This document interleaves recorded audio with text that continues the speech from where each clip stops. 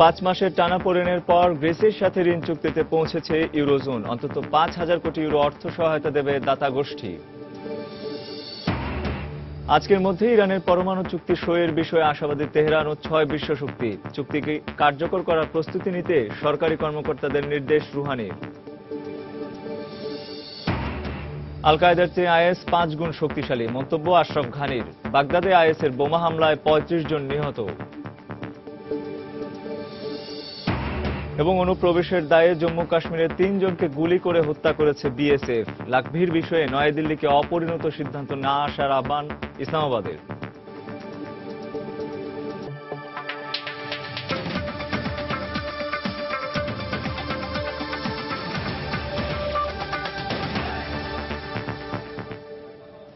আন্তর্জাতিক সময়ের সঙ্গে আছে আমি রঞ্জন। তেহরানের পরমাণু কর্মসূচি নিয়ে গুরুত্বপূর্ণ কিছু বিষয়ে মতপার্থক্য থাকলেও আজকের মধ্যে তার সুরাহা করে চুক্তি সইয়ের ব্যাপারে আশাবাদী ইরান ও বিশ্বের শক্তিধর 6 রাষ্ট্র। ইরানের প্রেসিডেন্ট হাসান রুহানি বলেছেন তিনি আশাবাদী কঠিন দর কষাকষির মাধ্যমে ইরানি আলোচকেরা চুক্তি করে বিজয়ের বেশে দেশে ফিরবেন। চুক্তি সইয়ের দিন থেকেই তা কার্যকর করার উদ্যোগ নেওয়ার জন্য সরকারি কর্মকর্তাদের নির্দেশও দিয়েছেন তিনি। 30 জুন নির্ধারিত সময়ে সমঝোতা না হয় ইরানের পরমাণু কর্মসূচি নিয়ে ভিয়েনা আলোচনার মেয়াদ 2 দফা বাড়ানো হয়, কিন্তু এতেও সমঝোতার দেখা না পেয়ে ধৈর্যের পরীক্ষা দিয়ে 3য় দফায় শনিবার থেকে বৈঠক শুরু করেন ইরানি ও শক্তিধর 6 রাষ্ট্র যুক্তরাষ্ট্র, যুক্তরাজ্য, ফ্রান্স, চীন, রাশিয়া ও জার্মানির প্রতিনিধিরা। তৃতীয়বারের চেষ্টায় সফলতার দ্বার প্রান্তে পৌঁছার কথা জানিয়ে মার্কিন পররাষ্ট্রমন্ত্রী রোববার বলেন নতুন দফা বৈঠকে উভয় পক্ষ গঠনমূলক আলোচনা করেছে। খুব ভালো একটি বৈঠক হয়েছে। আমার বিশ্বাস আমরা কিছু চূড়ান্ত সিদ্ধান্ত পেতে যাচ্ছি, যদিও আমাদের এখনো কিছু কঠিন কাজ শেষ করতে হবে। চুক্তির ব্যাপারে কেরির মতো আসার কথা শুনিয়েছেন ফরাসি পররাষ্ট্রমন্ত্রীও। আমি আশাবাদী আমরা এই ম্যারাথন বৈঠকের চূড়ান্ত ধাপে প্রবেশ করেছি। চুক্তির ব্যাপারে ফ্রান্সের অবস্থান গঠনমূলক, এই কারণে আমি বিশ্বাসী যে আমরা আলোচনা শেষে সন্তোষজনক ফল পেতে যাচ্ছি। রোববার ইরানি প্রেসিডেন্ট হাসান রুহানি জানান চুক্তির খুব কাছাকাছি পৌঁছানো গেছে। পরমাণু কর্মসূচি নিয়ে কঠিন ও জটিল বৈঠক শেষে তাদের আলোচকেরা বিজয়ী হয়ে দেশে ফিরেন বলে আশাবাদী তিনি। একই দিন ইরানের বার্তা সংস্থা ফার্স জানায় শেষ পর্যন্ত সমঝোতা হলে চুক্তি সইয়ের দিন থেকেই তা কার্যকর করা শুরু করতে পররাষ্ট্র মন্ত্রণালয় ও পরমাণু শক্তি কমিশনকে নির্দেশ দিয়েছেন ইরানি প্রেসিডেন্ট। তবে উভয় পক্ষের আশার প্রতিফলন নির্ভর করছে ইরানের ওপর জাতিসংঘের অস্ত্র নিষেধাজ্ঞা ও ইরানের সামরিক স্থাপনায় আন্তর্জাতিক পর্যবেক্ষকদের পরিদর্শন বিষয়ে সমঝোতার ওপর। এর আগের বৈঠকগুলো এসব ইস্যুতে সমঝোতায় আসতে পারেনি উভয় পক্ষই। ইরান অস্ত্র নিষেধাজ্ঞা উঠিয়ে নেয়ার দাবি করে আসলেও তা বহাল রাখতে চায় তাদের প্রতিপক্ষ। অন্যদিকে ইরান তার সামরিক স্থাপনাগুলোয় আন্তর্জাতিক পর্যবেক্ষকদের পরিদর্শন করতে দিতে রাজি নয়। পশ্চিমাদের অভিযোগ গোপনে সামরিক স্থাপনাগুলোয় পরমাণু কর্মসূচি চালায় তেহরান। এ অবস্থায় জার্মানি বলেছে চুক্তি হওয়া না হওয়া পুরোটাই নির্ভর করছে ইরানের উপর। শরীফুল ইসলাম, সময় সংবাদ।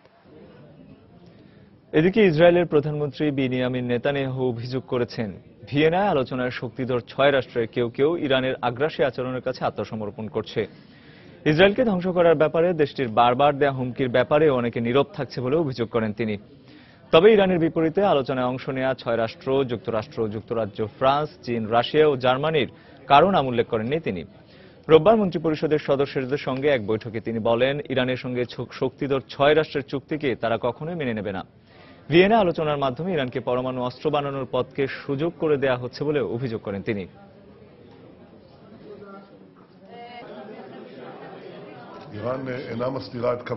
ভিয়েনায় ইরানকে ছাড় দেওয়ার প্রদর্শনী চলছে।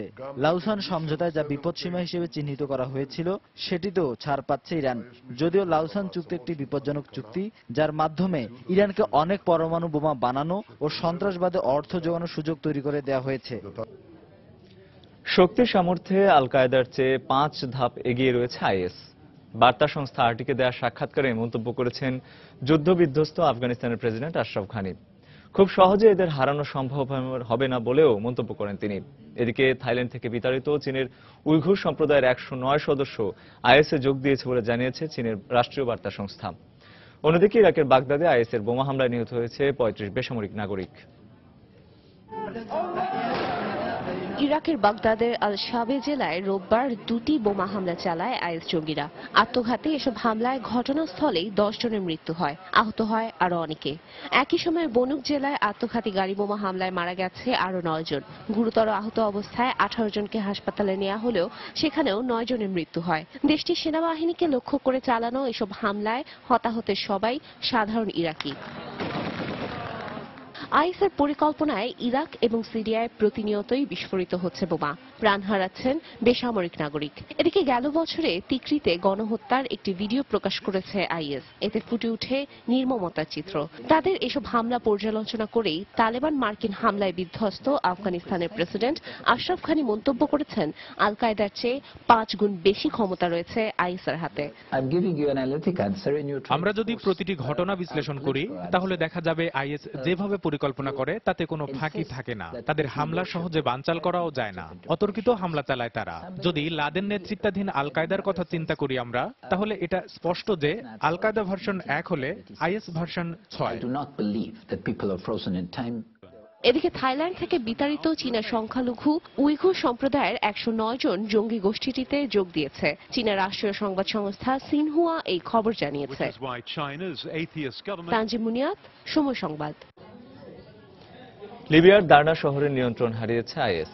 স্থানীয় বিদ্রোহীরা আইএসকে হটিয়ে দিতে সক্ষম হয়েছে বলে জানিয়েছে জঙ্গি গোষ্ঠীটি। এক সামাজিক যোগাযোগ মাধ্যমে আইএস জানায় খুব শিগগিরই তারা ওই অঞ্চলের নিয়ন্ত্রণ নিতে সক্ষম হবে। গত কয়েক সপ্তাহ ধরে দার্নায় আইএস জঙ্গি এবং স্থানীয় বিদ্রোহীদের মধ্যে তীব্র লড়াই চলছিল। জঙ্গি গোষ্ঠী আল কায়দা সংশ্লিষ্ট বিদ্রোহী গোষ্ঠী আনসার আল শরিয়া আইএস এর বিরুদ্ধে কঠোর অবস্থান নেয়।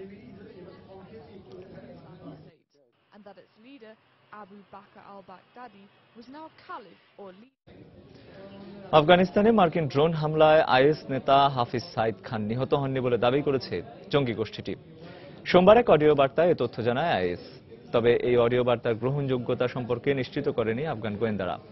হাফিজ সাইদ নামে ওই নেতা আফগানিস্তান ও পাকিস্তান অঞ্চলে আইএস এর অন্যতম সংগঠকের দায়িত্বে ছিলেন বলে স্থানীয় গণমাধ্যমের বরাত দিয়ে বিবিসির এক প্রতিবেদনে জানানো হয়। সাইদ সহ মার্কিন নেতৃত্বাধীন জোটের ওই ড্রোন হামলায় আইএস এর অন্তত 30 সদস্য নিহত হয় বলেও জানায় স্থানীয় সংবাদ মাধ্যমগুলো।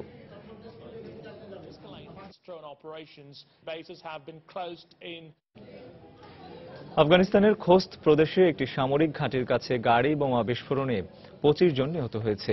নিহতদের অধিকাংশই নারী ও শিশু। রোববার ইফতারের পরপরই হামলা চালানো হয়। আফগান ও বিদেশি সেনাদের এই ঘাঁটিকে লক্ষ্য করে হামলা চালানো হয়েছে বলে ধারণা করছে দেশটির সামরিক কর্তৃপক্ষ। তবে এতে কোনো সামরিক সদস্য হতাহত হয়নি। তাৎক্ষণিকভাবে কেউ দায় স্বীকার না করলেও জঙ্গি গোষ্ঠী তালেবান এই হামলা চালাতে পারে সন্দেহ করছে সামরিক বাহিনী।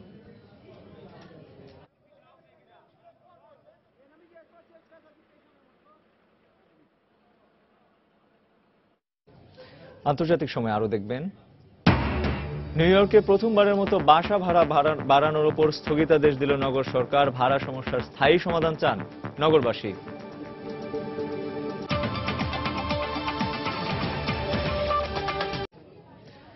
সিরিয়ার আলেপ্পোয় বিদ্রোহীদের বোমা হামলায় 13 শতকের একটি প্রাসাদের একাংশ ধসে পড়েছে।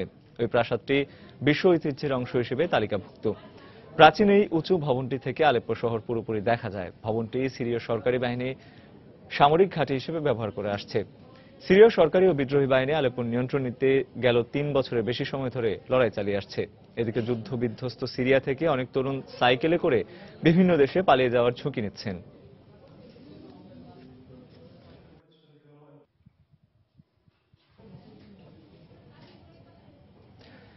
যুদ্ধবিরতির তোয়াক্কা না করেই ইয়েমেনে হাউথি বিদ্রোহীদের অবস্থান লক্ষ্য করে বিমান হামলা চালাচ্ছে সৌদি নেতৃত্বাধীন জোট। রোববার রাজধানী সানায় বিমান হামলায় নিহত হয়েছে অন্তত 10 জন। বিমান হামলায় বিধ্বস্ত হয়ে যায় বেশ কয়েকটি বাড়ি। নিহতদের অধিকাংশই সাধারণ মানুষ বলে জানিয়েছে বিভিন্ন মানবাধিকার সংগঠন। জাতিসংঘের মধ্যস্থতায় গত শুক্রবার সপ্তাহব্যাপী মানবিক যুদ্ধবিরতি শুরু হলেও চলছে বিমান হামলা। এছাড়া সানা, এডেন এবং তাইজে লড়াই চালিয়ে যাচ্ছে হাউথি বিদ্রোহী এবং বিরোধীরা। ইয়েমেনের 2 কোটিরও বেশি মানুষকে ত্রাণ সহায়তা দিতে যুদ্ধবিরতির আহ্বান জানানো হলেও সংঘাত অব্যাহত থাকায় থমকে গেছে সহায়তা দেয়া। দীর্ঘ 5 মাস টানাপোড়েনের পর অবশেষে গ্রিসকে ঋণ দেওয়ার ব্যাপারে চুক্তিতে এসেছে ইউরোজোন। সোমবার চুক্তি হওয়ার পর সংবাদ সম্মেলনে বিষয়টি জানান ইউরোগ্রুপের নীতি নির্ধারকরা। চুক্তির শর্ত অনুযায়ী আগামী 5 বছরে গ্রিসের কর খাতের সংস্কার, বেশ কিছু সরকারি প্রতিষ্ঠানের বেসরকারীকরণ, শ্রমবাজার উন্নয়ন, বাণিজ্য ঘাটতি কমিয়ে আনা সহ পালন করতে হবে বেশ কিছু পুনর্গঠন কার্যক্রম। এ চুক্তির মধ্য দিয়ে গ্রিসের ইউরোজোন থেকে বেরিয়ে যাওয়ার কানাঘুষার আপাতত অবসান হলো। গ্রিসের সংসদে পাশ হলে ঋণ চুক্তি বাস্তবায়নের কার্যক্রম শুরু করবে দুপক্ষ। দেউলিয়াত্ব ঠেকাতে ব্যয় সংকোচন নীতির কাছে হার মানতে হয়েছে প্রধানমন্ত্রী অ্যালেক্সিস সিপ্রাসকে। দফায় দফায় আলোচনা, প্রস্তাবের সমালোচনা আর দুপক্ষের মতবিরোধের পর অবশেষে সোমবার কঠিন ব্যয় সংকোচনের শর্তে দাতাদের সাথে ঋণ চুক্তিতে এসেছে গ্রিস। রোববার ইইউর জরুরি সম্মেলন বাতিল করে ইউরোজোন কর্মকর্তাদের 16 ঘণ্টার জরুরি বৈঠকের পর এই সিদ্ধান্তে আসে গ্রিক সরকার এবং দাতাগোষ্ঠী। এ নিয়ে তৃতীয়বারের মতো গ্রিসকে ঋণ সহায়তা দিতে যাচ্ছে দাতাগোষ্ঠী। চুক্তি হওয়ার পর এ বিষয়ে ইউরোপিয়ান কমিশনের প্রেসিডেন্ট ডোনাল্ড টাস্ক বলেন, গ্রিসকে ইউরোজোন থেকে বেরিয়ে যেতে হবে, এটা তারা কিছুতেই মানতে পারছিলেন না। অবশেষে গ্রিসের সাথে চুক্তি হয়েছে। এখন ইউরোপীয় স্থিতিশীলতা তহবিল থেকে ঋণ দেওয়ার ব্যাপারে আলোচনা শুরু করতেও প্রস্তুত আমরা। তবে তা অবশ্যই হতে হবে ঋণ চুক্তি এবং এর শর্তগুলো গ্রিক পার্লামেন্টের অনুমোদন পাওয়ার পর। আমাদের বিশ্বাস অর্জনের জন্য গ্রিসের চেষ্টা এবং সফলতাকে স্বাগত জানাই। আশা করি এই চুক্তির মধ্য দিয়ে গ্রিসের সব সমস্যারই সমাধান হবে। ঋণ চুক্তির পর ব্রাসেলসে এক সংবাদ সম্মেলনে জার্মান চ্যান্সেলর অ্যাঙ্গেলা মার্কেল এবং ইউরোপীয় কমিশনের প্রেসিডেন্ট জো-ক্লদ ইয়াঙ্কার জানান, ইউরোপীয় স্থিতিশীলতা তহবিল বা ইউরোপিয়ান স্ট্যাবিলিটি মেকানিজম ইএসএম এর আওতায় গ্রিসকে অন্তত 5,000 কোটি ইউরো অর্থ সহায়তা দেবে দাতাগোষ্ঠী। এর মধ্যে 2,500 কোটি ইউরোই গ্রিসকে ব্যয় করতে হবে ব্যাংকগুলোর পুনঃ অর্থায়নে। অবশেষে গ্রিসের সাথে ঋণ চুক্তিতে পৌঁছাতে পেরে আমরা সন্তুষ্ট। গ্রিক পার্লামেন্টের অনুমোদন পেলেই অর্থ সহায়তা দেওয়ার কার্যক্রম শুরু করব আমরা। তবে গ্রিসকেও এক্ষেত্রে সহযোগী ভূমিকা পালন করতে হবে এবং আমাদের শর্ত অনুযায়ী পুনর্গঠন কার্যক্রম পরিচালনা করতে হবে। গ্রিসের জন্য এই ঋণ চুক্তি দাতাগোষ্ঠীর বিশ্বাস অর্জনে ভূমিকা রাখবে বলে মত এই অঞ্চলের নীতি নির্ধারকদের। চুক্তিতে আসতে আমাদের সারা রাত সময় লেগেছে। তবে চুক্তি যেহেতু হয়ে গেছে, তাই এখন গ্রিস আর দাতাগোষ্ঠীর নিজ নিজ অঙ্গীকারগুলো বাস্তবায়ন করতে হবে এবং এক্ষেত্রে গ্রিসকে আর একটু দায়িত্বশীল হতে হবে। মনে হচ্ছে গ্রিস পুনর্গঠনের প্রথম ধাপে পা রেখেছে। এখন শুধু এর জন্য প্রয়োজনীয় কার্যক্রমগুলো বাস্তবায়নের জন্য অপেক্ষা। এর আগে বিভিন্ন গণমাধ্যম সূত্রে জানা গেছে, গ্রিসের পুনর্গঠন বিষয়ে যে কোনো প্রস্তাব জনসম্মুখে বা পার্লামেন্টে উপস্থাপনের আগে দাতাগোষ্ঠীর অনুমোদন নিতে হবে এমন একটি শর্ত গ্রিসকে দিয়েছিল দাতাগোষ্ঠী। এই শর্তটি অবশেষে রইল কি রইল না, চুক্তির পর এ বিষয়ে কিছুই জানায়নি দাতাগোষ্ঠী। আগামী বুধবারের মধ্যে ঋণ এবং পুনর্গঠন প্রস্তাবটি অনুমোদনের জন্য গ্রিক পার্লামেন্টে তুলবেন প্রধানমন্ত্রী অ্যালেক্সিস সিপ্রাস। ঈশিতা ব্রহ্ম, সময় সংবাদ। পাকিস্তান থেকে অনুপ্রবেশের সময় কাশ্মীরের নিয়ন্ত্রণ রেখায় ভারতীয় সেনার গুলিতে নিহত হয়েছে 3 জন। তাদের কাছ থেকে AK-47 রাইফেল, 300 রাউন্ড গুলিসহ বিপুল পরিমাণ অস্ত্র ও গোলাবারুদ উদ্ধার করা হয়েছে বলে জানিয়েছে স্থানীয় পুলিশ। রোববার রাতে জম্মু ও কাশ্মীরের কেরান সেক্টরের কাছে অভিযান চালানো হয় বলে জানান স্থানীয় পুলিশ প্রধান আজাজ আহমেদ ভাট। তিনি জানান, অনুপ্রবেশের খবর পেয়ে আগে থেকে সতর্ক অবস্থানে ছিল সেনা সদস্যরা। সেনা অভিযানে 3 জন নিহত হলেও অনুপ্রবেশ করতে 8 জন চেষ্টা চালায় বলে জানান তিনি। পালিয়ে যাওয়া 5 ব্যক্তির সন্ধান চালাচ্ছে ভারতের সেনা ও পুলিশ বাহিনী। এ ঘটনার পর সীমান্ত এলাকায় নিরাপত্তা জোরদার করেছে ভারতীয় সেনাবাহিনী।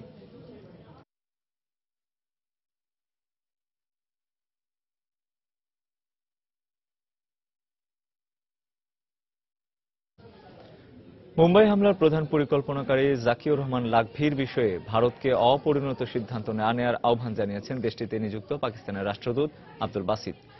রোববার নয়াদিল্লিতে মুখ্যমন্ত্রী অরবিন্দ কেজরিওয়াল আয়োজিত এক ইফতার পার্টিতে একথা বলেন তিনি। এর আগে 10 জুলাই রাশিয়ায় অনুষ্ঠিত ব্রিক্স সম্মেলনের ফাঁকে দ্বিপক্ষীয় বৈঠক করেন ভারতের প্রধানমন্ত্রী নরেন্দ্র মোদী ও পাক প্রধানমন্ত্রী নওয়াজ শরীফ। বৈঠকে মুম্বাই হামলার বিচারের অগ্রগতি ছাড়াও দ্বিপাক্ষিক বিভিন্ন গুরুত্বপূর্ণ বিষয় নিয়ে আলোচনা করেন দুই নেতা।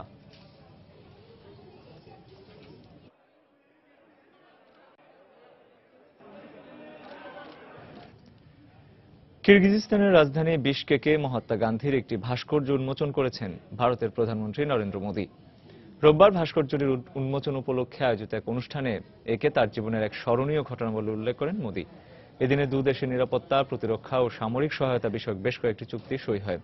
এর আগে নরেন্দ্র মোদীর তুর্কমেনিস্তান সফরের সময় Turkmenistan, Afghanistan, Pakistan, Bharat gas pipeline প্রকল্প বিষয়ে একটি চুক্তি স্বাক্ষরিত হয়। সোমবার তাজিকিস্তান সফর শেষে ভারতের উদ্দেশ্যে রওনা দেবেন নরেন্দ্র মোদী।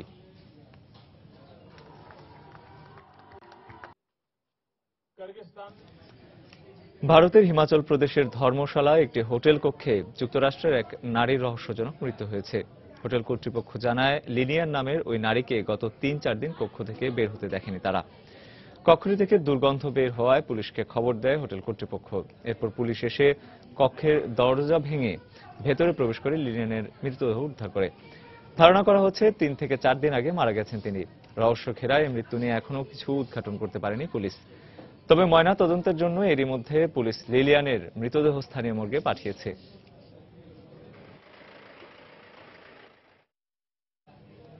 মেক্সিকোয় সুড়ঙ্গে কেটে কারাগার থেকে পালিয়েছে দেশটির মাদক সম্রাট হিসেবে খ্যাত জোয়াকুইন গুজম্যান। গত 15 বছরে নিয়ে দ্বিতীয়বার জেল থেকে পালালেন যুক্তরাষ্ট্র অবৈধভাবে মাদক পাচারকারী সিনালোয়া চক্রের এই নেতা।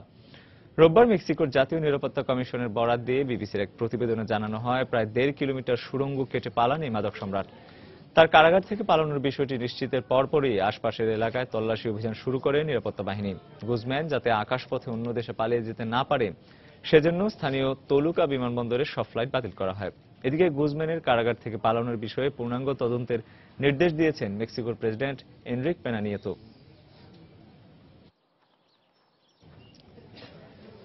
যুক্তরাষ্ট্রের নিউ ইয়র্ক সিটির ইতিহাসে প্রথমবারের মতো বাসা ভাড়া বাড়ানো স্থগিতের আদেশ দিয়েছে নগর সরকার।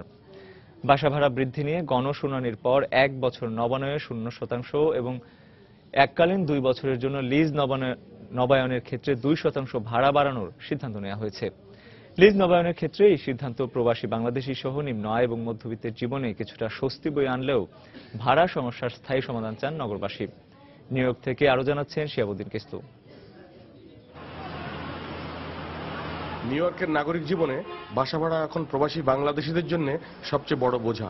বাসা ভাড়ার ঊর্ধ্বগতিতে যেন নাভিশ্বাস উঠেছে নগরবাসীর জীবনে। প্রতি রাতে প্রায় 60,000 পরিবারকে আশ্রয় নিতে হচ্ছে শহরের হোমলেস সেন্টার বা বাস্তুহারা কেন্দ্রে। এক হিসেবে দেখা যায় শুধুমাত্র 2014 সালেই নিউ ইয়র্কের 56% মানুষ বাড়ি ভাড়া বাবদ নিজেদের আয়ের 30% ব্যয় করে। মোট আয়ের 30% অর্থ বাড়ি ভাড়া বাবদ ব্যয় করাটা বোঝা হয়ে দাঁড়িয়েছে আপনাদের জন্য। পাশাপাশি পাল্লা দিয়ে বাড়ছে দৈনন্দিন খরচ।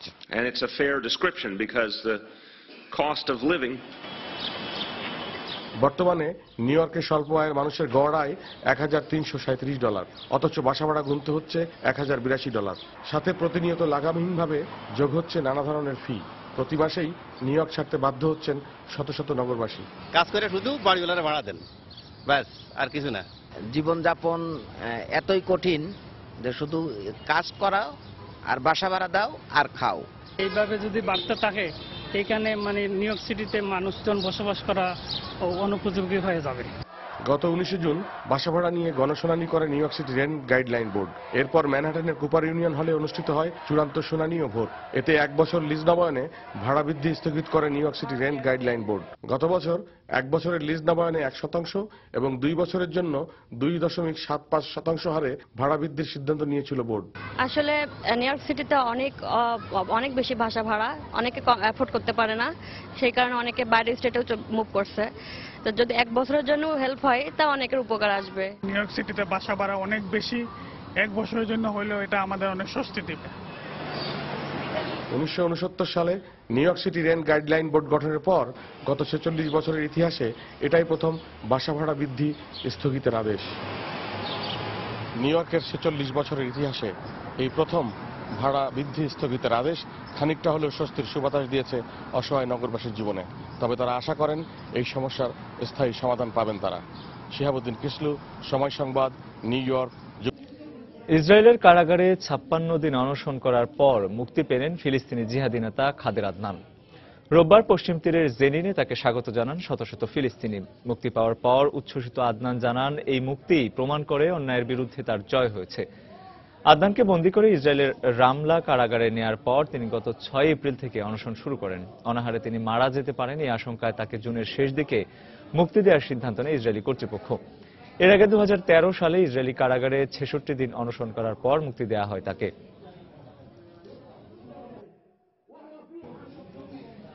ইসরায়েলি সামরিক আদালত বয়কট করেছে 60 ফিলিস্তিনি বন্দী।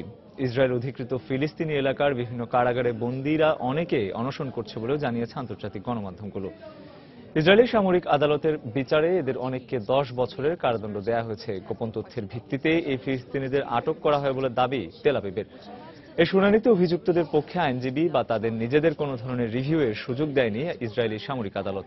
ইসরায়েলের স্বেচ্ছাচারী আচরণের প্রতিবাদে অনশন সহ নানাভাবে প্রতিবাদ করছে ফিলিস্তিনি বন্দীরা।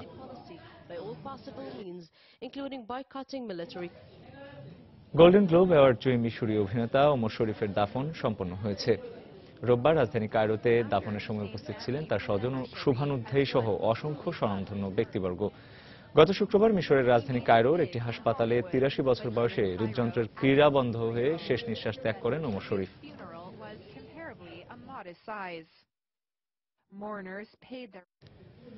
পশ্চিম ইউক্রেনে পুলিশ যাতে ঢুকতে না পারে সেজন্য প্রবেশপথগুলো আটকে দিয়েছে উগ্র জাতীয়তাবাদী আধা সামরিক বাহিনী রাইট সেক্টরের সদস্যরা।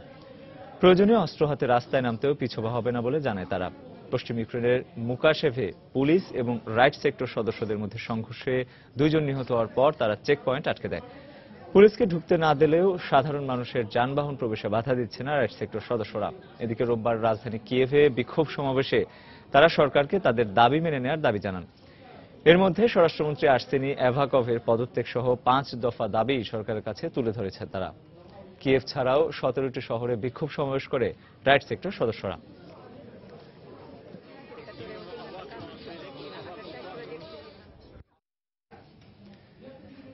এনজিওর বিরুদ্ধে সরকারের নেওয়া পদক্ষেপের বিরোধিতা করে ক্যাম্বোডিয়ায় শত শত মানবাধিকার ও এনজিও কর্মী বিক্ষোভ করেছে। রোববার বিক্ষোভকারীরা ন্যাশনাল অ্যাসেম্বলির দিকে স্লোগান দিতে দিতে এগিয়ে যায়। এনজিওর বিরুদ্ধে সরকারের বিতর্কিত আইনের বিরোধিতা করে লেখা বিভিন্ন প্লেকার্ড ও স্টিকার দেখা যায় তাদের হাতে। নেচে গিয়ে তারা বিক্ষোভ প্রদর্শন করে। এ সময় তাদের বাধা দিতে ব্যারিকেড দেয় পুলিশ।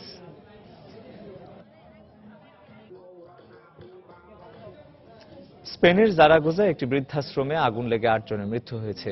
এছাড়াও অগ্নিদগ্ধ হয়ে গুরুতর আহত হয়েছেন আরো 12 জন। আহতদের স্থানীয় হাসপাতালে ভর্তি করা হয়েছে বলে জানা গেছে। কর্তৃপক্ষ জানায় আহতদের বেশিরভাগই অগ্নিদগ্ধ হওয়ার পাশাপাশি প্রচণ্ড ধোঁয়ার কারণে শ্বাসকষ্টজনিত সমস্যায় ভুগছেন। দমকল বাহিনী জানায় রোববার ভোরের দিকে প্রথমে ভবনটির 2য় তলার একটি কক্ষে আগুনের সূত্রপাত হয়। পরে সিঁড়ির মাধ্যমে তা ছড়িয়ে পড়ে ভবনটির 3য় তলায়ও।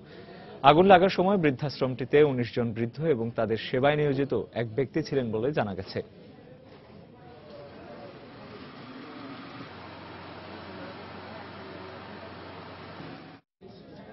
ভারতের উত্তরাঞ্চলের আলিগড়ে ভারী বর্ষণের পর ভবন ধসে 4 জন মারা গেছে। এছাড়াও ভবন ধসে আলিগড়ে 1 জন এবং জম্মু কাশ্মীরে 1 জন সেনা সদস্য আহত হয়েছেন। চীনের ঝেজিয়াং প্রদেশে টাইফুন চ্যানহমের আঘাতে সৃষ্ট বন্যা ও ভূমিধসে ক্ষতিগ্রস্ত হয়েছে 7 লাখেরও বেশি মানুষ। অন্যদিকে যুক্তরাষ্ট্রের কেন্টাকিতে বন্যার পানিতে রাস্তাঘাট তলিয়ে যাওয়ায় যানবাহন চলাচল ব্যাহত হচ্ছে। ভারতের উত্তরাঞ্চলে টানা বর্ষণে রাস্তাঘাট তলিয়ে যাওয়ায় বিপর্যস্ত হয়ে পড়েছে জনজীবন। অবিরত বর্ষণের ফলে শনিবার আলিগড় জেলায় একটি পুরনো ভবনের ছাদ ধসে শিশুসহ 4 জন মারা গেছে, আহত হয়েছে 1 জন। দুর্ঘটনার পর হতাহতদের উদ্ধার করে স্থানীয় হাসপাতালে নেওয়া হয়েছে। ভারতের উত্তরাঞ্চলের জম্মু কাশ্মীরের বেশ কিছু স্থানে ভারী বর্ষণের পর ভূমিধস হয়েছে। এরই মধ্যে জম্মু রাজৌরি পঞ্চমহাসড়ক ধসে যাওয়ায় যান চলাচল বন্ধ রয়েছে। এই অবস্থায় দুর্ভোগ পোহাচ্ছে বহু মানুষ। এছাড়াও ভূমিধসের কারণে সড়ক বন্ধ হয়ে যাওয়ায় জম্মু কাশ্মীরের অমরনাথ মন্দিরে তীর্থযাত্রা স্থগিত করা হয়েছে। ভারী বৃষ্টি ও বজ্রপাতে রোববার জম্মু কাশ্মীরের মেন্দার সেক্টরে অবস্থিত একটি সামরিক বাহিনীর ক্যাম্প মারাত্মকভাবে ক্ষতিগ্রস্ত হয়েছে। এতে একজন সামরিক কর্মকর্তা আহত হয়েছেন। চীনের ঝেজিয়াং প্রদেশে টাইফুন চ্যানহোমের আঘাতে সৃষ্ট বন্যা ও ভূমিধসে বেশ কিছু মহাসড়ক বন্ধ হয়ে যান চলাচল ক্ষতিগ্রস্ত হচ্ছে। রাস্তা পরিষ্কারের কাজে নিয়োগ করা হয়েছে বাড়তি জনবল। যুক্তরাষ্ট্রের পশ্চিমাঞ্চলের কেন্টাকিতে ঝড় ও ভারী বর্ষণের পর সৃষ্ট বন্যায় রাস্তাঘাট তলিয়ে গেছে। এই পরিস্থিতিতে যান চলাচল বন্ধ হয়ে এবং ঝড়ো হাওয়ায় বিদ্যুৎ বিচ্ছিন্ন হয়ে দুর্ভোগ পোহাচ্ছে প্রায় 2000 মানুষ। শিরিন আক্তার, সময় সংবাদ। লেবাননে সিরিয়ার শরণার্থী মেয়েদের জন্য একটি স্কুল খুলে নিজের 18তম জন্মদিন পালন করলেন বিশ্বের সর্বকনিষ্ঠ নোবেলজয়ী মালালা ইউসুফজাই। রোববার স্কুলটির উদ্বোধন ঘোষণা করেন পাকিস্তানের এই শিক্ষাকর্মী। বিশ্ব নেতাদের উদ্দেশ্যে মালালা বলেন, বুলেট নয়, বইয়ের জন্য বিনিয়োগ করুন। লেবাননের বেকা উপত্যকায় প্রতিষ্ঠিত স্কুলটির অর্থায়ন করবে মালালা ফান্ড। স্কুলটিতে 14 থেকে 18 বছর বয়সী 200 সিরীয় শরণার্থী মেয়েদের পড়ার সুযোগ দেওয়া হবে বলে বার্তা সংস্থা রয়টার্সের এক প্রতিবেদনে জানানো হয়। জাতিসংঘের হিসেব মতে যুদ্ধবিধ্বস্ত সিরিয়া থেকে পালিয়ে প্রতিবেশী বিভিন্ন দেশে আশ্রয় নেওয়া শরণার্থীর সংখ্যা প্রায় 40 লাখ। এর মধ্যে লেবাননে আশ্রয় নিয়েছে 12 লাখ সিরীয় শরণার্থী।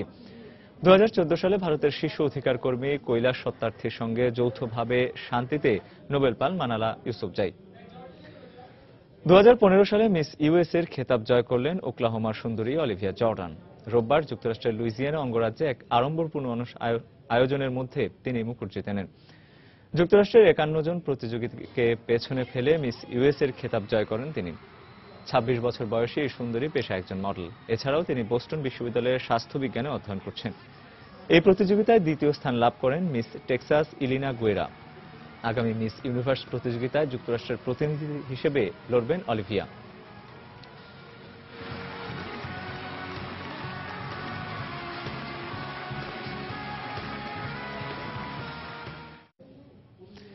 ভারতের মুম্বাই অনুষ্ঠিত হয়ে গেল হিন্দি সিনেমা জগতের সুপারস্টার শহীদ কাপুর এবং মীরা রাজপুতের বিবাহোত্তর সংবর্ধনা অনুষ্ঠান। নবদম্পতি অনুষ্ঠানে আগত অতিথিদের হাস্যোজ্জ্বল মুখে অভ্যর্থনা জানান। মুম্বাই সিনেমা জগতের তারকাদের উপস্থিতিতে বিবাহোত্তর সংবর্ধনা অনুষ্ঠান পরিণত হয় তারার মেলায়।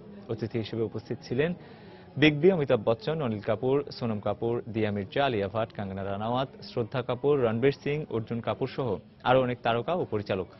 এ সময় নববধূর পরনে ছিল বিখ্যাত ফ্যাশন ডিজাইনার মানিশ মালহোত্রার ডিজাইন করা লেহেঙ্গা। শহীদ কাপুর এবছর তার হায়দার ছবির জন্য শ্রেষ্ঠ অভিনেতার পুরস্কার পেয়েছেন।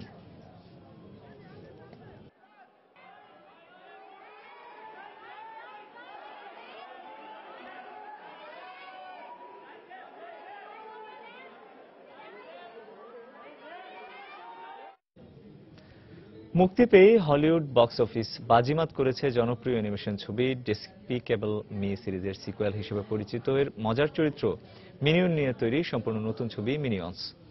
আয়ের দিক থেকে গেল সপ্তাহে আর কোনো ছবি তেমন একটা সুবিধাজনক অবস্থানে না থাকায় একরকম বিনা প্রতিদ্বন্দ্বিতায় বক্স অফিসের শীর্ষস্থানটি দখল করে নিয়েছে বহুল প্রতীক্ষিত এই অ্যানিমেটেড ছবিটি। এছাড়াও বক্স অফিসে নিজের শক্ত অবস্থানে এখনো ধরে রেখেছে আরেক অ্যানিমেটেড ছবি ইনসাইড আউট এবং জুরাসিক পার্ক এর সিকুয়েল জুরাসিক ওয়ার্ল্ড ছবি দুটি।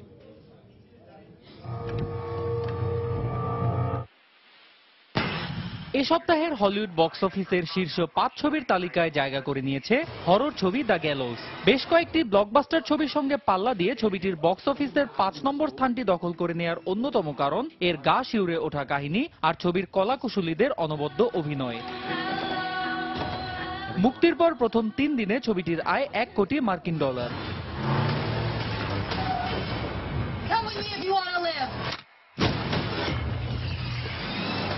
বক্স অফিসে 4 নম্বর স্থানটি দখল করে নিয়েছে টার্মিনেটর সিরিজের নতুন ছবি টার্মিনেটর জেনেসিস। এ ছবির মধ্য দিয়ে দীর্ঘ 1 যুগ পর আবারও স্বরূপে দর্শকদের সামনে হাজির হয়েছেন টার্মিনেটর খ্যাত আর্নল্ড শোয়ার্জেনিগার।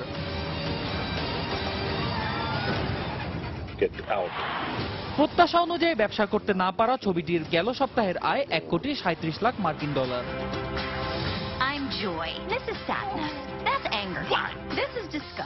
মুক্তির পর 4 সপ্তাহ পেরিয়ে গেলেও এখনো সফলতার সঙ্গে বক্স অফিসের শীর্ষ 5 ছবির তালিকায় অবস্থান করছে অ্যানিমেশন ছবি ইনসাইড আউট। বেশ কয়েকটি ব্যবসা সফল ছবির ভিড়েও গেল সপ্তাহে $1 কোটি 71 লাখ আয় করে বক্স অফিসের 3 নম্বর অবস্থানে রয়েছে ইনসাইড আউট ছবিটি।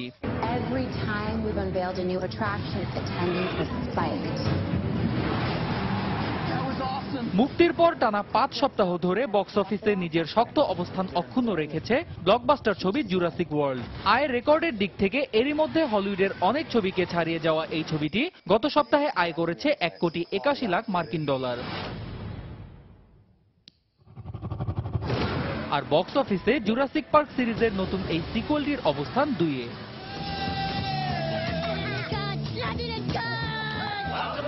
মুক্তি পেয়ে বক্স অফিসে ঝড় তুলেছে বহুল প্রতীক্ষিত অ্যানিমেশন ছবি মিনিয়ন্স। জনপ্রিয় অ্যানিমেশন ছবি ডেসপিকেবল মি এর প্রিকুয়েল হিসেবে পরিচিত এই ছবিতে একের পর এক মজার দৃশ্যে দেখা যাবে স্টুয়ার্ট, কেভিন আর বব নামের 3 মিনিয়নকে। এরই মধ্যে মুক্তির পর প্রথম 3 দিনে সর্বোচ্চ আয় করা দ্বিতীয় অ্যানিমেশন ছবির রেকর্ড করেছে মিনিয়ন্স। 3 দিনে 11 কোটি 52 লাখ মার্কিন ডলার আয় করে বক্স অফিসের শীর্ষে অবস্থান জনপ্রিয় এই অ্যানিমেশন ছবি। অন্যয় কর্মকার, সময় সংবাদ। আন্তর্জাতিক সময়ের শীর্ষ সংবাদগুলো জেনে দিচ্ছি আরেকবার। 5 মাসের টানাপোড়েনের পর গ্রিসের সাথে ঋণ চুক্তিতে পৌঁছেছে ইউরোজোন। অন্তত 5,000 কোটি ইউরো অর্থ সহায়তা দেবে দাতা গোষ্ঠী।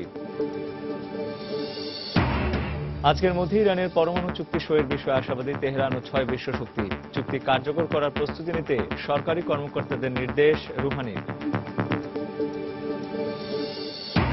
আল কায়েদার চেয়ে আইএস 5 গুণ শক্তিশালী, মন্তব্য আশরাফ ঘানির। বাগদাদে আইএসের বোমা হামলায় 35 জন নিহত। এবং অনুপ্রবেশের দায়ে জম্মু কাশ্মীরে 3 জনকে গুলি করে হত্যা করেছে বিএসএফ। লাকভির বিষয়ে নয়াদিল্লিকে অপরিণত সিদ্ধান্তে না আসার আহ্বান ইসলামাবাদের। দর্শক, এই ছিল আন্তর্জাতিক সময়। যে কোনো খবর পেতে ভিজিট করুন সময়নিউজ.tv আর সঙ্গে থাকুন সময়ের।